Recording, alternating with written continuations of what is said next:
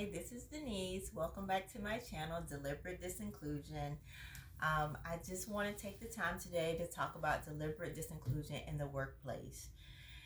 So I'm sure that many of you, like myself, have experienced some type of disinclusion in the workplace where you were supposed to be a part of a team, an initiative, maybe leadership, executive level decision making, any of those things, and you weren't necessarily included. I like to use an example of just because you're invited doesn't mean that you're welcome, right? So I like to use myself as an example as an African American female being in the workplace. Can you imagine being hired to a position where they tell you that your talents, abilities, your skills are what they want for the position? But in all reality, in all actuality, they want you because of your demographics, because of a quota that they need you to fill. And once you get into the position, once you get into the workspace, you realize that, hey, I'm not being utilized the way that I was told I was going to be utilized. I'm not being, my expertise is not being sought, and I'm being left out of meetings that, I should be a part of.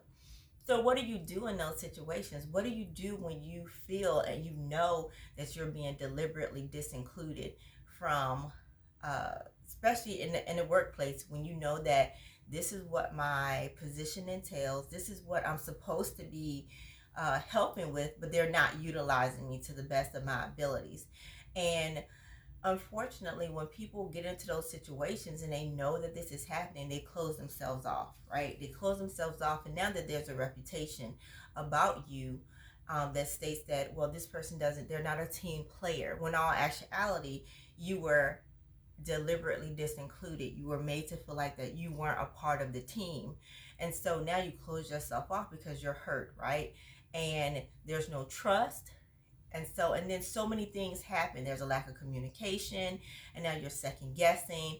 And when you have a work center or a workplace or environment like that, you find a lot of high turnover. You find a lot of toxicity in that arena.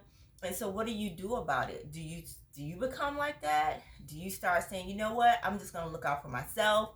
Or do you leave the organization? Do you create an uproar and say, you know what, I'm supposed to be here? And then that part, right, it creates this stigma. Like for me, I'll use myself as an example. If I try to stand up for myself and say, no, I'm supposed to be a part of this, now I'm being labeled as, aggressive. um and I don't want to use the word angry black woman, because it's just like, too many people use that. A lot of people use angry black woman, but you're being assertive, you're being strong-willed, you're trying to stand on your own, you're trying to voice your opinion, you're being passionate, but all of it comes down to, oh, she's just so emotional. Can we really invite her into these circles? So we have to be careful when we don't include people where they're supposed to be. We need to look at what people bring to the table, right? We need to look at their talents, their skills, their experiences that they bring to the table, and to make a cohesive team, and not just look at the demographics, what their sexual orientation is, what the color of their skin is. We need to make sure that we are looking beyond that. And unfortunately, that's not always the case. People are being deliberately disincluded in the workplace, and it's causing a lot of strife and contentions. So if you've experienced this, hey, let's talk about it. I know I have. And so in my 20 plus years, I have been deliberately disincluded, and it's not a great feeling, especially if you know that you have a lot to bring to the table. So just share with me what you think, how you feel, and how you were possibly deliberately disincluded. Thanks.